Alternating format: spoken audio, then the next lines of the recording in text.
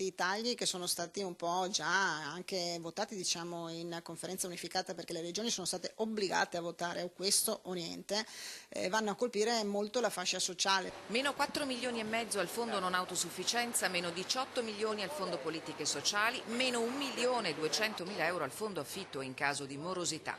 Il governo taglia con la mannaia i fondi per il sociale destinati alle regioni per interventi per le esigenze delle famiglie in difficoltà. L'azzeramento del capitolo di bilancio rischia di mettere in crisi l'intero sistema, denuncia la Regione Veneto. Questo vorrebbe dire dover rinunciare a dei servizi che hanno caratterizzato il Veneto in maniera molto forte e anche hanno fatto apripista per quanto riguarda politiche sociosanitarie di integrazione. L'altro fronte è quello della non autosufficienza, perché anche il fondo non autosufficienza viene tagliato. Senza questi fondi, spiega Lanzarini, non si potranno più sostenere le famiglie numerose, i minori in comunità, gli empori solidali e tutto il sistema di Veneto Adozioni. Non è accettabile appunto che ci siano dei tagli di questo tipo, ma soprattutto nuovamente non vengono toccate le regioni a statuto speciale. Con le regioni sul piede di guerra ci sono già le associazioni del terzo settore.